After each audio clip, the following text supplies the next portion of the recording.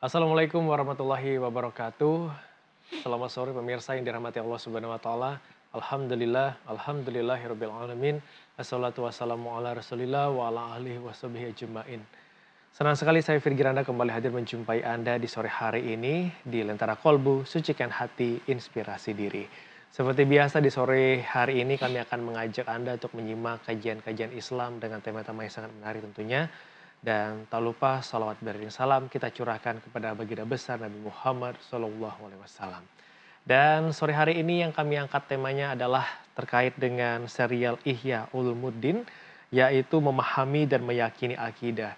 Dan saya tidak sendiri karena di studio TVRI Bangka Belitung telah hadir Ustadz Amrullah MSI yang akan berbagi ilmu kepada kita di sore hari ini. Assalamualaikum Ustadz. Waalaikumsalam. Apa kabar Ustadz? Alhamdulillah. Alhamdulillah, sehat Ustadz ya. Jadi sore hari ini kita akan mengangkat tema memahami dan meyakini akidah.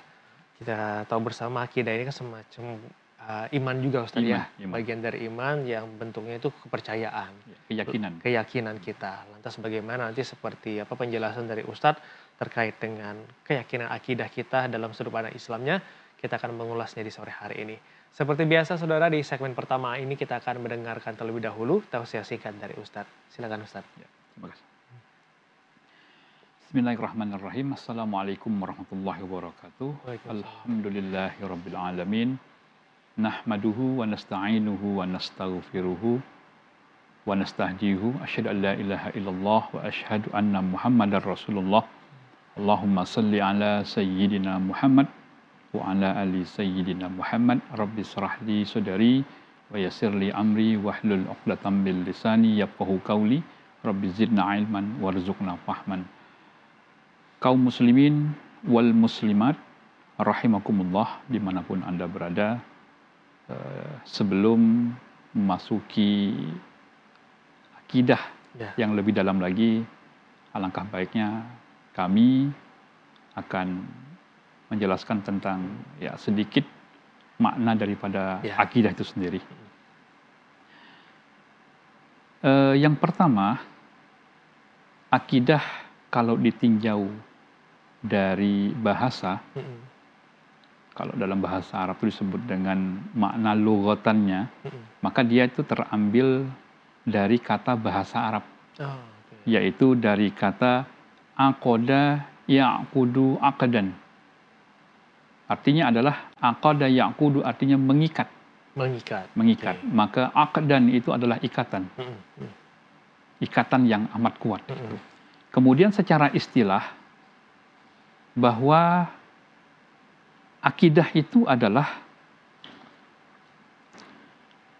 keyakinan yang sangat kuat, yang amat kuat, yang bukan hanya diungkapkan dengan lisan, namun harus diungkapkan dengan hati, dengan seikhlas-ikhlasnya, yaitu keyakinan kita kepada Allah, keyakinan kita kepada malaikat, kitab-kitab Allah, kemudian kepada Rasul Allah, kemudian keyakinan kita kepada hari kiamat, dan yang terakhir itu adalah al-imanu bil qadari, yaitu iman kita kepada takdir. Maka akidah itu adalah iman. Akidah itu adalah iman, dan iman itu adalah keyakinan. Keyakinan yang amat dalam, yang dibangun di atas 6 dasar keimanan. 6 dasar keimanan. Nah, 6 dasar keimanan di dalam Islam ini disebut dengan arkanul Islam. Ya, yang sering kita sebut sebagai rukun arkanul iman, arkanul iman, yang sering kita sebut dengan rukun daripada iman. Nah, pertanyaan berikutnya adalah apa itu iman? Karena dia kaitannya dengan akidah. Kemudian kaitannya dengan keyakinan. Nah, jadi suatu ketika Nabi Muhammad SAW berkumpul dengan para sahabat, maka datanglah seorang laki-laki. Laki-laki bertanya kepada Nabi Muhammad SAW, Yang laki-laki ini adalah seorang malaikat Jibril sebenarnya. Maka dia bertanya kepada Nabi Muhammad, "Ya Muhammad, akhbirni." Wahai Muhammad, akhbirni. Kasih tahu aku, beritahu aku, ma huwal iman. Iman itu apa? Kemudian waqalan Nabi sallallahu alaihi wasallam, kemudian Nabi pun berkata, menjawab apa yang ditanyakan oleh seorang laki-laki tadi. Maka kata Nabi, al-imanu huwa, iman itu adalah antu'mina billahi, bahwa engkau beriman kepada Allah, wa malaikatihi, dan engkau beriman kepada malaikat-malaikatnya, wa kutubihi, dan engkau beriman kepada kitab-kitabnya, wa rusulihi, dan engkau pun beriman kepada rasul-rasulnya, wal yaumil akhiri, dan engkau juga beriman kepada hari akhir, kemudian wal qadari khairihi wa syarrihi, dan engkau juga beriman dengan takdir yang baik dan takdir yang buruk, yang semuanya ini dari Allah Subhanahu wa Ta'ala. Nah, maka kemudian kita diperintahkan untuk meyakini seyakin-yakinnya, benar-benar ikhlas tumbuh dari hati kita yang paling dalam tentang keimanan ini. Maka keimanan yang pertama yang disebutkan tadi adalah al-imanu billahi. Maka kita harus yakin, harus percaya, harus yakin seyakin-yakinnya dengan penuh keikhlasan kepada Allah Subhanahu wa Ta'ala.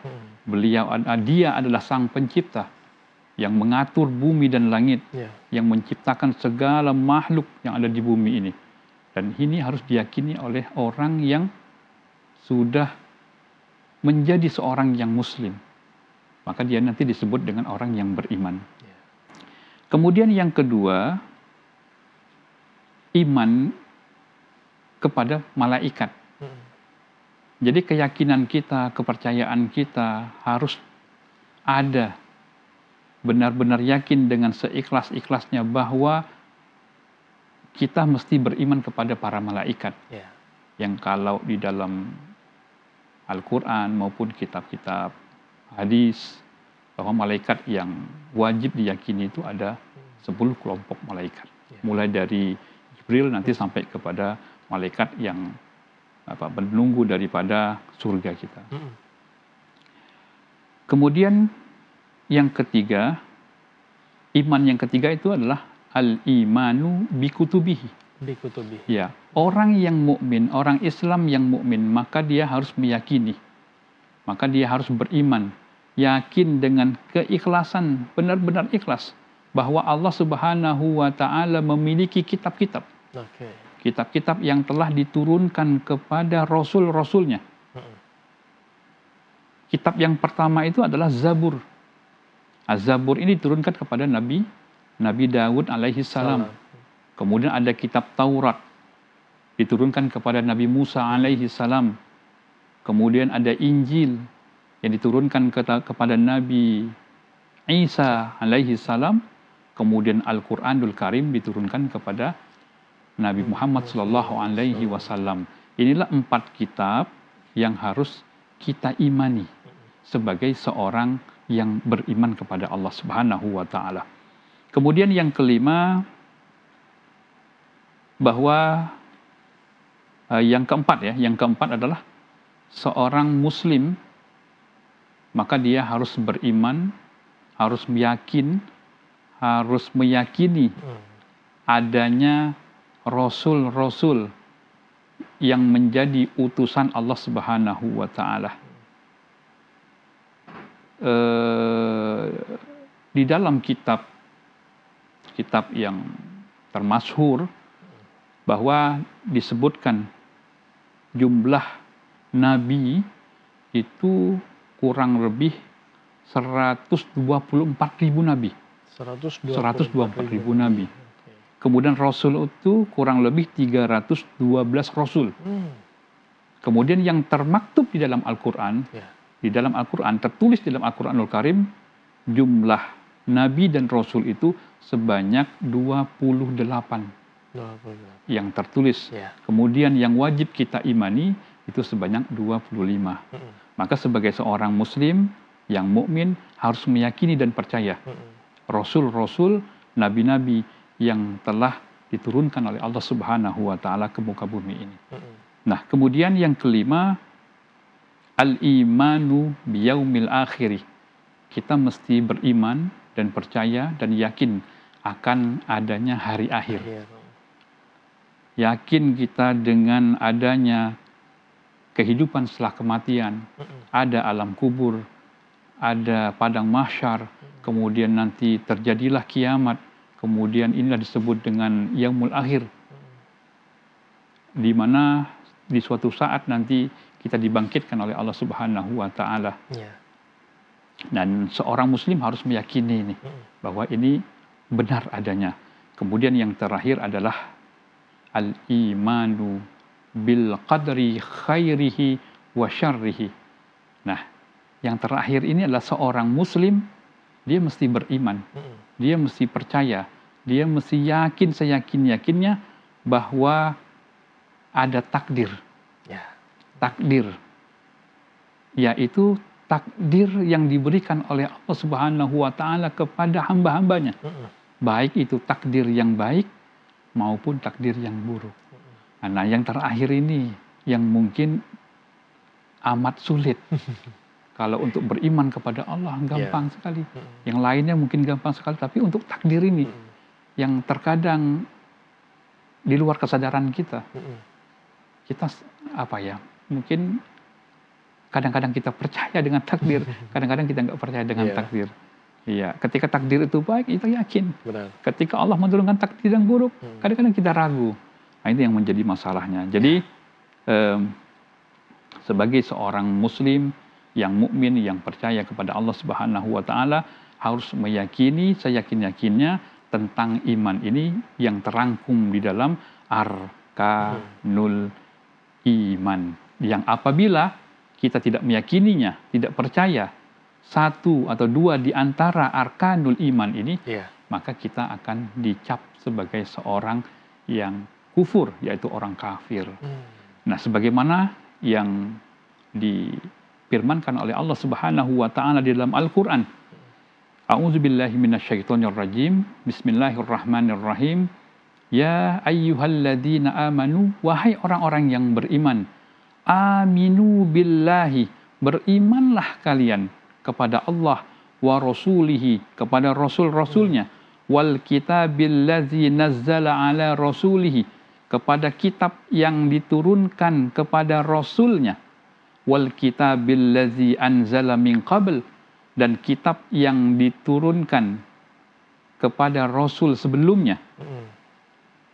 Kata Allah, wa may yakfur billahi, barang siapa yang kufur, yang tidak percaya dengan Allah, wa malaikatihi, tidak percaya dengan malaikatnya, wa kutubihi, dan tidak percaya dengan kitab-kitabnya, wa rusulihi, dan tidak percaya dengan rasul-rasulnya, wal yaumil akhir, dan tidak percaya dengan hari akhir, kata Allah, faqad dalla dalalan ba'idan, maka dia telah tersesat dengan kesesatan yang sangat jauh. Surah An-Nisa ayat 134. Maka kesimpulannya adalah bahwa akidah adalah sesuatu yang diyakini dengan hati, diucapkan dengan lisan, dan diamalkan dengan perbuatan. Oke, baik Ustadz. Dan saudara, inilah pengantar awal untuk tema kita di sore hari ini, memahami dan meyakini akidah. Sudah dijelaskan oleh Ustadz tadi, ada beberapa hal yang harus kita imani, Ustadz, ya. Betul. Yang pertama itu adalah kita harus mengimani bahwa Allah Subhanahu wa Ta'ala itu adalah Tuhan kita. Yang kedua, kita harus mengimani kepada Rasul, kitab-kitab Allah, dan juga hari akhir. Yang paling berat ini yang takdir tadi, yang takdir ini, ya. Kita akan mengulas lebih lengkap lagi setelah jeda berikut ini, saudara. Jangan kemana-mana, tetaplah bersama kami di Lentera Kolbu, Sucikan Hati, Inspirasi Diri.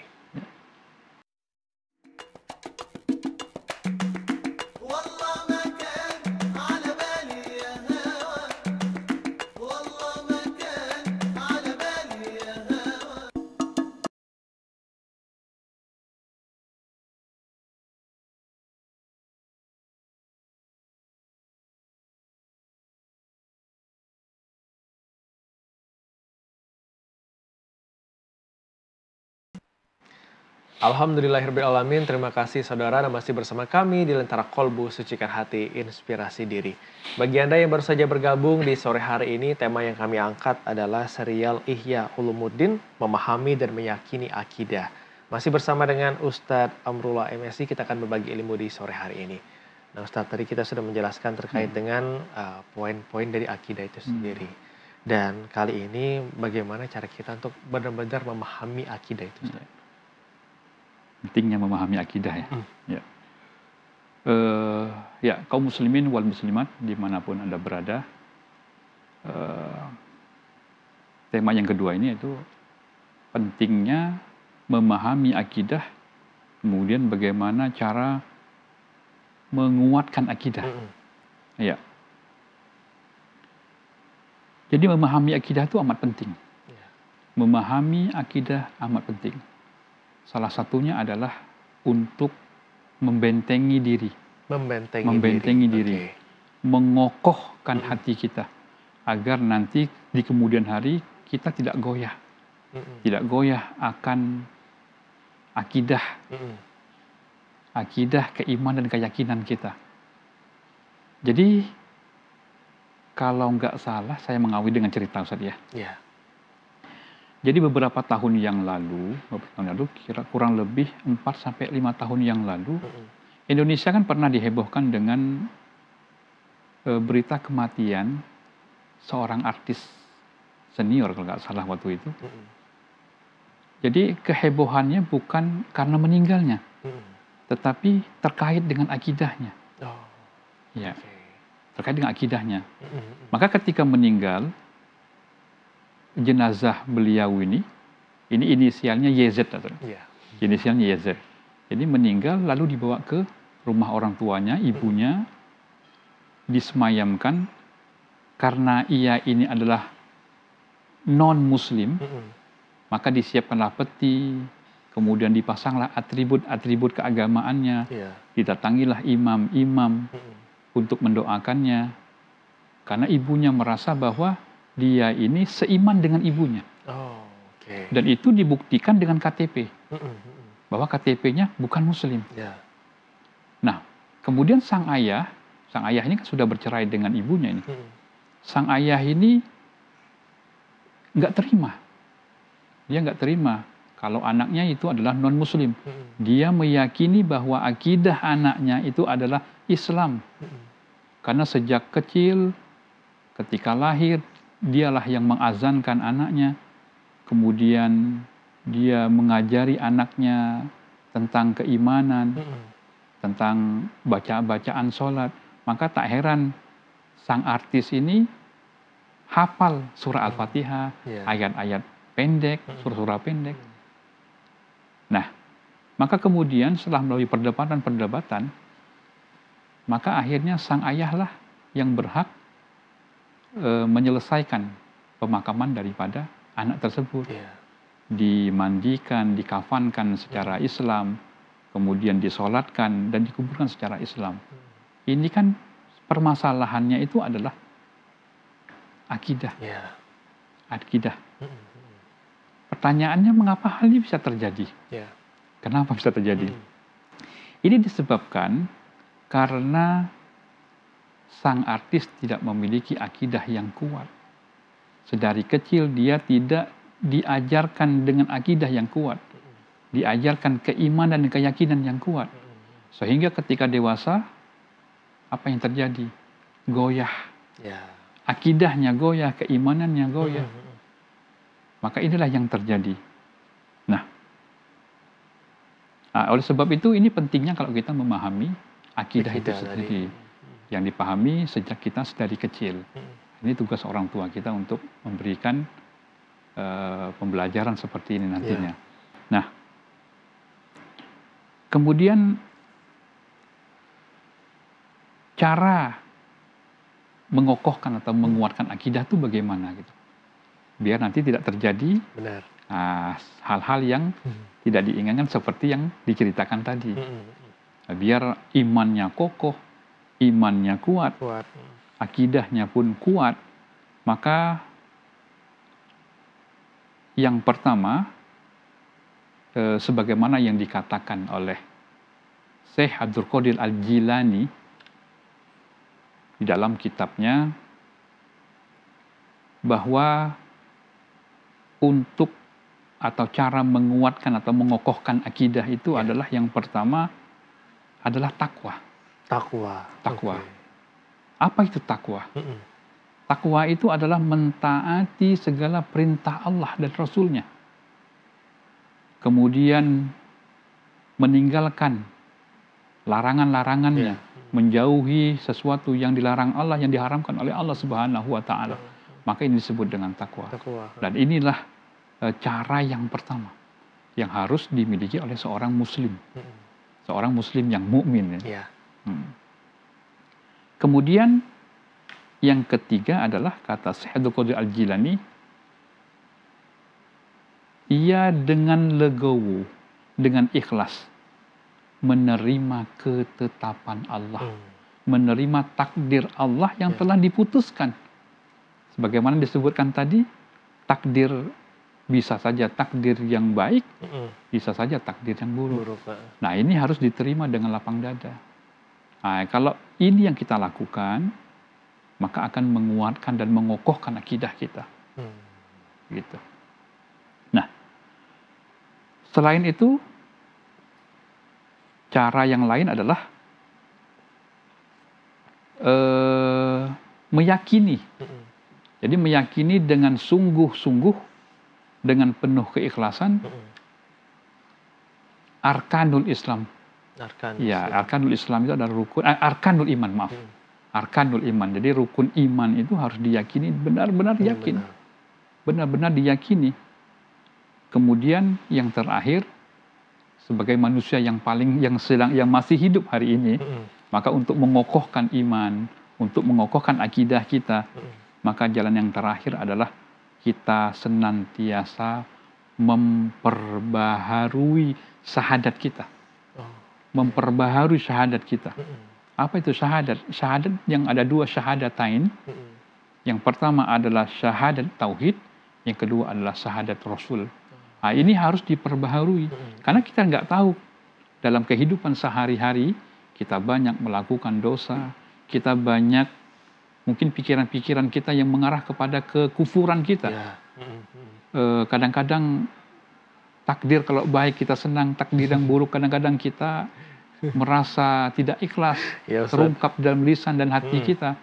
Maka oleh sebab itu, marilah kita senantiasa memperbaharui, merefresh mungkin, memperbaharui daripada syahadat kita, yaitu syahadat tauhid dan syahadat Rasul. Bagaimana caranya? Senantiasa menyebutkan asyhadu alla ilaha illallah wa asyhadu anna Muhammadar Rasulullah. Jadi kesaksian itu harus diungkapkan. Diungkapkan bila perlu setiap saat kita ungkapkan. Minimal sebelum tidur. Karena kita takut ya. Ketika bangun tidur nggak bangun lagi. Maka takut kita itu mati dalam keadaan kafir. Maka oleh sebab itu sebelum tidur bolehlah kita memperbaharui daripada syahadat kita, bahwa kita meyakini seyakin-yakinnya, kita bersaksi bahwa la ilaha illallah, tiada Tuhan selain Allah, dan kita bersaksi bahwa Nabi Muhammad Sallallahu Alaihi Wasallam adalah Rasulullah, adalah utusan Allah. Ya. Oke, baik. Berarti untuk nge-refresh syahadat itu sebenarnya bisa kita lakukan setiap hari, Ustaz, ya? Setiap hari, bahkan setiap saat. Bahkan setiap saat. Berarti kalau secara umum mungkin orang berpikirnya kita bersyahadat itu hanya satu kali. Satu kali. Tapi sebenarnya kita harus berkali-kali sehingga keimanan dan juga akidah kita ini juga tetap terjaga. Tetap terjaga. Kita meyakini bahwa Allah itu adalah Tuhan kita. Tuhan kita. Baik. Seperti yang Ustaz katakan tadi, ada takdir baik dan takdir buruk. Kalau takdir baik, kita pasti merasa senang, bahagia, apa yang diberikan oleh Allah. Tapi terkadang kita mengeluh Mm-mm. dan tidak terima dengan takdir yang buruk-buruk ini, Ustaz. Iya. Nah, bagaimana cara kita agar bisa benar-benar memahami secara utuh akidah yang kita miliki ini, bahwa takdir itu juga adalah bagian dari tingkat keimanan kita, Ustaz? Iya. Maka yang pertama kita mesti kembali kepada Allah Subhanahu wa taala. Kembali kepada Allah berarti kita meyakini seyakin-yakinnya dengan penuh keikhlasan bahwa Allah Subhanahu wa taala adalah Sang Pencipta kita. Iya. Kemudian syahadat sebagaimana yang kita sebutkan tadi itu selalu terulang-ulang dalam kehidupan kita. Baik. Yang pertama adalah syahadat tauhid dengan ucapan asyhadu alla ilaha illallah. Kemudian syahadat Rasul wa Muhammadur Rasulullah. Jadi Muhammad sallallahu alaihi wasallam itu adalah utusan Allah. Jadi syahadat itu kan, jadi dalam bahasa Arab itu sebenarnya ada banyak kata ya. Kalau syahadat itu kan kesaksian. Iya. Kesaksian. Kalau kemudian dari kata syahida ya, menyaksikan. Jadi ada orang mungkin ateis, mereka mengatakan kalau memang harus bersaksi harus melihat benda yang disaksikan. Yeah. Nah, ketika bersaksi adanya Allah, melihat Allah. Ketika bersaksi adanya Rasul, melihat Rasul. Ya, sebenarnya sih pemahaman ini kalau di dalam bahasa Arab itu kata bersaksi itu ada banyak. Oh, ada banyak. Iya, yang pertama itu yang pertama ada syahida. Syahida. Ya, juga bersaksi. Kemudian ada basara. Basara, kemudian ada ro'a, kemudian ada nazara. Nah, ini semuanya kan melihat. Yeah. Nah, cuman syahida ini berbeda dengan yang lainnya. Misalnya nazara ini kan kita melihat langsung. Yeah. Ada objek yang ada di depan kita. Itu berbeda dengan syahida. Syahida itu adalah kesaksian, kita bersaksi. Bersaksi bukan hanya dengan lisan, tetapi juga bersaksi dengan hati. Bahwa kita meyakini adanya Allah, tiada Tuhan selain Allah, dengan kalimat la ilaha illallah wa Muhammadar Rasulullah, dan Muhammad itu adalah utusan Allah. Oke, baik Ustadz. Kalau di era sekarang Ustadz, apalagi perkembangan teknologi yang semakin maju Ustadz, di media sosial, apalagi yang saat ini pengaruhnya cukup kuat Ustadz. Bagaimana cara kita untuk tidak terpengaruh Ustadz akidah kita ini biar bisa tetap terjaga, sehingga pengaruh dari teknologi dan juga mungkin globalisasi yang saat ini sangat cepat yang mempengaruhi kita ini bisa kita hindari, dan bahkan bisa kita memberi dampak positif juga kepada lingkungan sekitar, terkhusus keluarga kita, Ustaz. Iya. Ya. Mungkin bagaimana menjaga akidah di tengah gelombang atau pengaruh modernisasi, kemudian globalisasi yang hari ini mungkin kita dihantam bertubi-tubi. Nah, ini kan bisa menggoyahkan akidah kita. Benar, Ustaz. Nah, jadi yang pertama bahwa kita mesti meningkatkan takwa kita, meningkatkan keimanan dan ketakwaan kita yang sebaik-baiknya. Yaitu melaksanakan atau mengerjakan apa yang diperintahkan oleh Allah, kemudian meninggalkan apa yang dilarang oleh Allah. Kemudian niatkan ibadah yang kita lakukan, baik itu ibadah sholat maupun ibadah-ibadah yang lainnya, itu hanya semata-mata karena Allah. Lillahi ta'ala, untuk mencari ridha Allah dan untuk menjadi keberkahan dari Allah Subhanahu wa ta'ala. Tidak ada tujuan lain. Tidak ada tendensi lain. Jadi kalau kita nantinya melalaikan niat, menyalahkan niat, ditakutkan kita nanti akan menjadi orang yang kufur. Ya, artinya ibadah kita bukan karena Allah, tetapi karena hal-hal yang lainnya. Jadi pastikan bahwa niat ibadah kita, baik itu ibadah sholat maupun ibadah-ibadah yang lainnya itu benar-benar karena Allah, mencari ridha Allah dan keberkahan dari Allah Subhanahu wa ta'ala. Nah, kemudian yang selanjutnya, jangan sekali-sekali kita meninggalkan sholat. Sholat yang dimaksud itu adalah as-sholawatul khoms, yaitu sholat 5 waktu. Karena sholat 5 waktu ini kan selain daripada kewajiban, kemudian ia juga satu amalan yang paling dicintai oleh Allah Subhanahu wa taala. Jadi salah satu amalan. Maka ketika seorang sahabat bertanya kepada Nabi, "Ya Rasulullah, ayyu amalin ahabbu ilallahi?" Jadi, ya wahai Rasul, amalan apa yang paling dicintai oleh Allah? Salah satunya kata Nabi, as-salatu ala waktiha, yaitu mengerjakan sholat pada waktunya. Ya. Sholat yang dimaksud adalah as-salawatul khams, yaitu sholat yang 5 waktu. Nah, kemudian kita mesti meninggalkan sesuatu kesirikan. Sirik itu kan berbahaya. Maka kita harus meninggalkan kesirikan. Karena inna syirka la zulmun azim. Karena kesirikan itu adalah kezoliman yang paling besar. Kezoliman yang paling besar. Kemudian banyaklah kita berzikir kepada Allah. Berzikir ini adalah banyak kita mengingat Allah. Salah satu cara mengingat Allah adalah melaksanakan sholat 5 waktu. Aqimis sholah li zikri, kan begitu. Dirikanlah sholat untuk mengingatku, kata Allah. Kemudian yang tak kalah pentingnya, kita mesti mencari atau berteman dengan orang yang soleh. Nah, berteman dengan orang yang soleh. Jadi dalam hal ini mari kita pilih-pilih teman. Memilih teman yang soleh itu adalah jalan yang terbaik bagi kita. Kemudian rajin-rajinlah kita mendatangi majelis, majelis ilmu. Karena salah satu ciri-ciri orang yang beriman itu adalah orang yang sering mendatangi majelis. Ya, mendatangi majelis.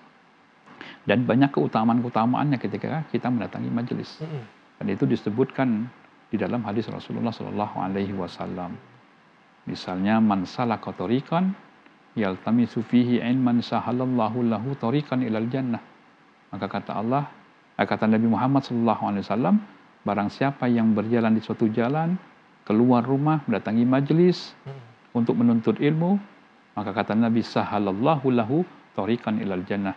Maka Allah Subhanahu wa taala akan memudahkan baginya jalan menuju surga. Kemudian yang terakhir, untuk mengantisipasi daripada akidah kita, maka kita mesti membiasakan diri kita untuk sholat berjamaah. Itu cukup. Baik. Itulah beberapa poin-poin tadi saudari sudah jelaskan oleh Ustadz terkait dengan bagaimana cara kita membentengi di era globalisasi dan juga pengaruh media sosial yang cukup besar saat ini. Dan semoga kita selalu meningkatkan akidah kita dan juga keimanan kita dan percaya bahwa Allah itu selalu membantu kita, Ustaz ya. Baik, kita harus jeda kembali Ustaz. Dan setelah jeda berikut ini kita akan mengulas kembali tema kita di sore hari ini, yaitu memahami dan meyakini akidah. Tetaplah bersama kami di Lentera Kolbu, sucikan hati, inspirasi diri.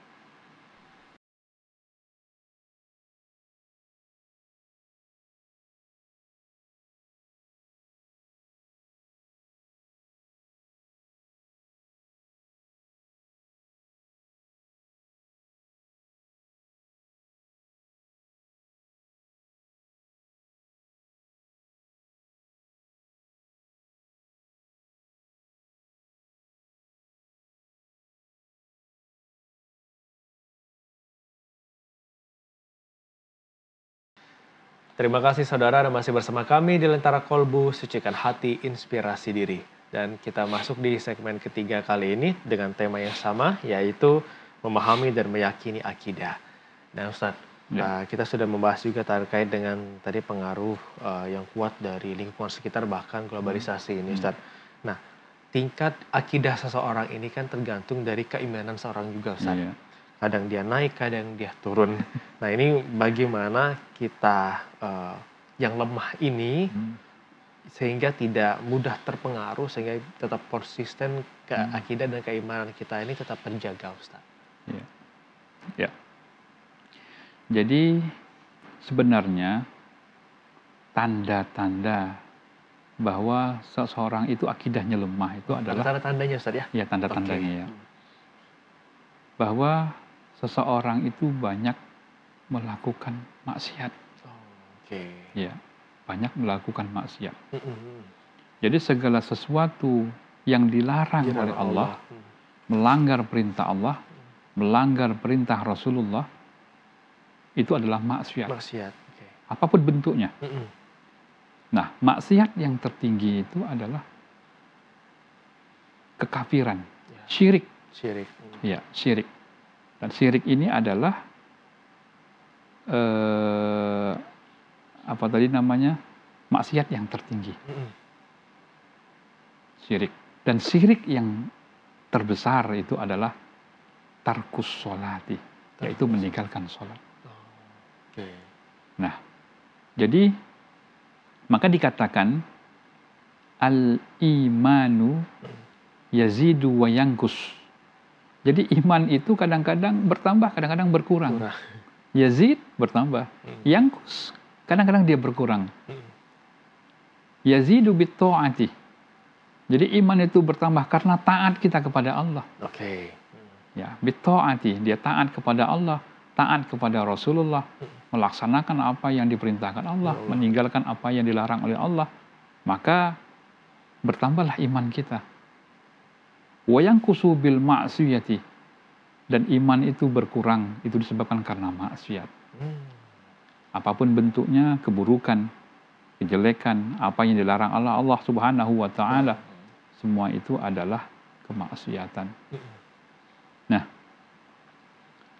misalnya guru Imam Syafi'i kan pernah berkata, ketika Imam Syafi'i mengadu kepada gurunya, salah satunya adalah beliau mengatakan al-ilmu nurun. Ilmu itu adalah cahaya. Ilmu itu adalah cahaya. Ilmu itu adalah cahaya. Wa nurullahi, dan nur Allah, cahaya Allah, la yuhda lil asi, itu tidak ditunjukkan, tidak diberikan kepada orang-orang yang berbuat maksiat. Itu kan disebabkan karena Imam Syafi'i pada saat itu mengadu kepada gurunya, mengapa dia kok sulit belajar, susah menghafal, belajar kok lambat. Nah, itu dikarenakan kata gurunya, karena engkau banyak melakukan kemaksiatan. Gitu. Karena ilmu itu adalah nurun, ilmu adalah cahaya. Wa nurullahi la yuhda lil asi. Cahaya Allah tidak akan pernah diturunkan kepada orang-orang yang berbuat maksiat. Oke, baik Ustadz. Nah, akidah ini kan harus kita ajarkan sejak dini, Ustadz. Sejak dini. Dan bagaimana cara kita menanamkan akidah yang kuat pada anak-anak kita, bahkan keluarga-keluarga kita yang masih dalam proses pembelajaran kehidupan, Ustadz. Iya. Sebenarnya akidah itu bukan hanya sejak dini. Bukan sejak dini. Bukan sejak dini. Kalau boleh saya katakan bahwa akidah itu sejak kita memilih pasangan.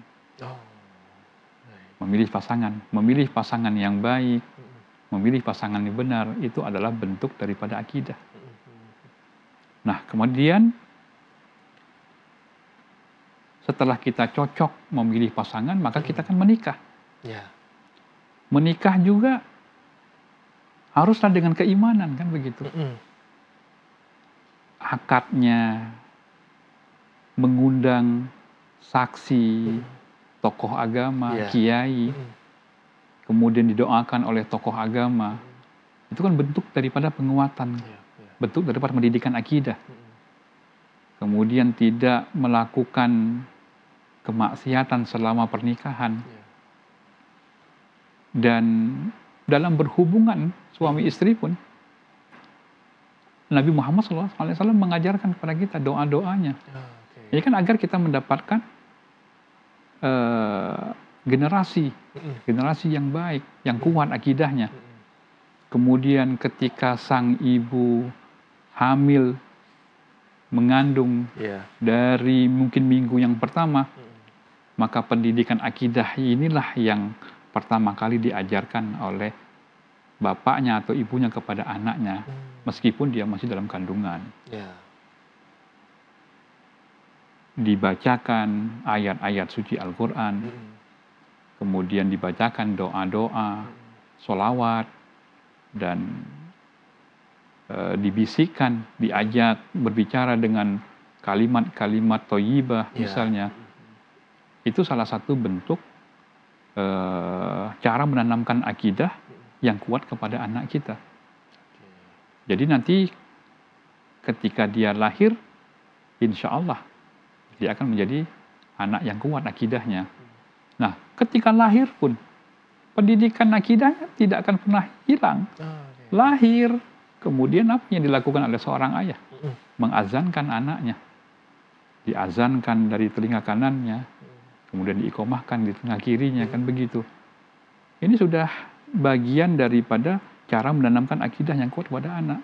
Maka ketika anak itu lahir, jangan sekali-kali diazankan oleh orang yang tidak kita kenal. Maka yang terbaik itu adalah ayahnya yang mengazankan. Kalau ayahnya tidak ada, mungkin kakeknya. Kalau kakeknya tidak ada, mungkin pamannya atau orang yang terdekat.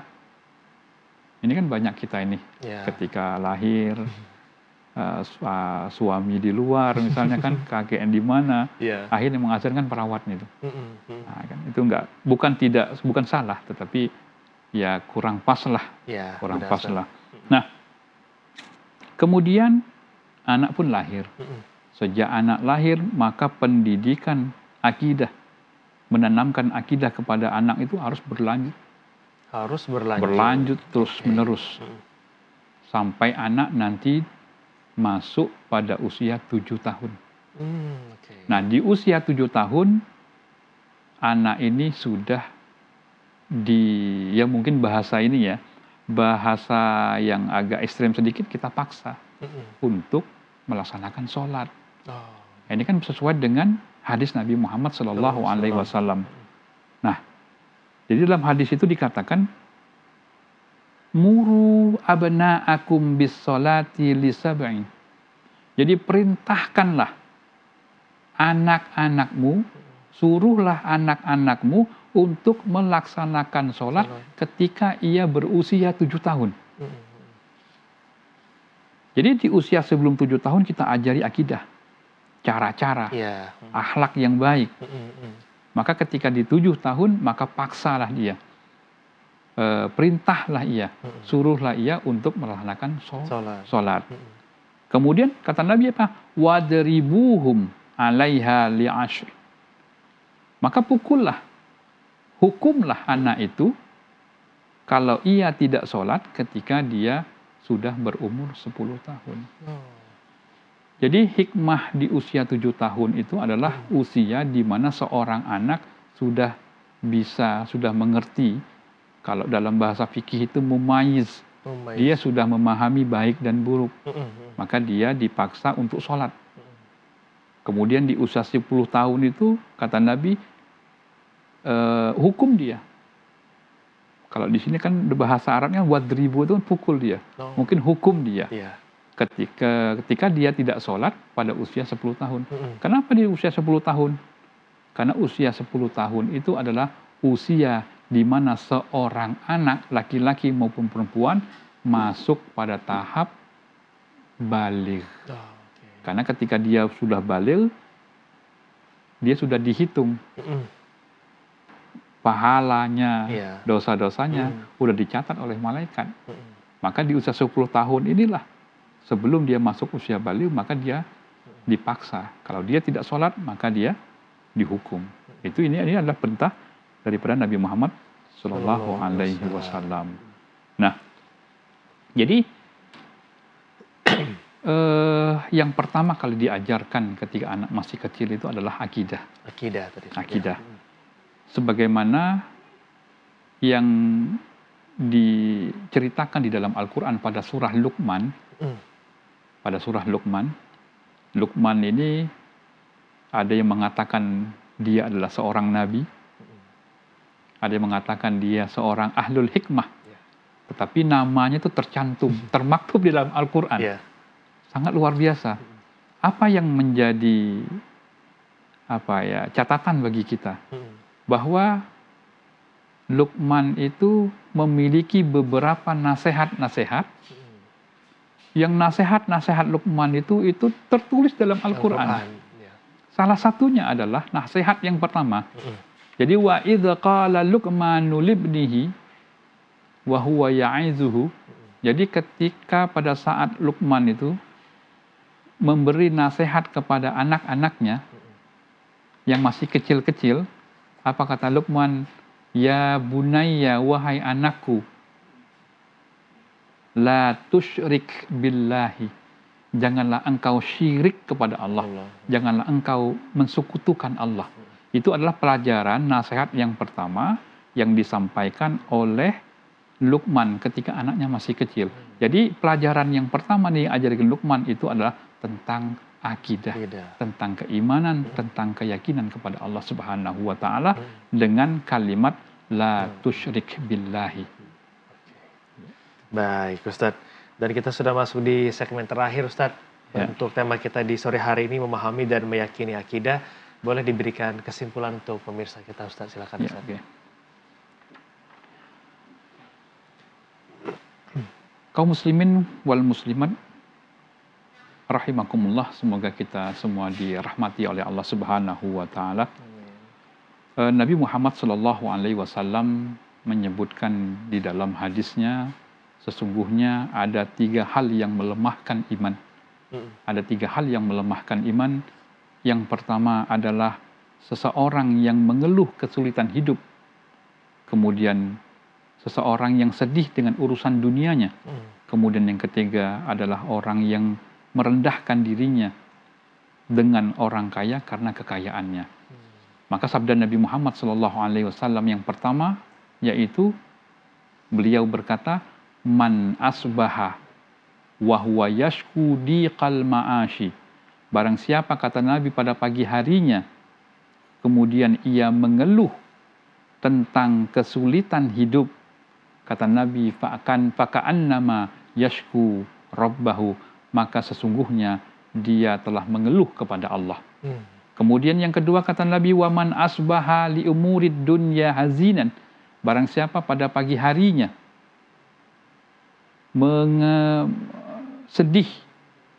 bersedih karena urusan dunia, maka kata Nabi, faqad asbaha sakhiton 'alallahi, maka pada pagi harinya itu ia telah membenci takdir Allah.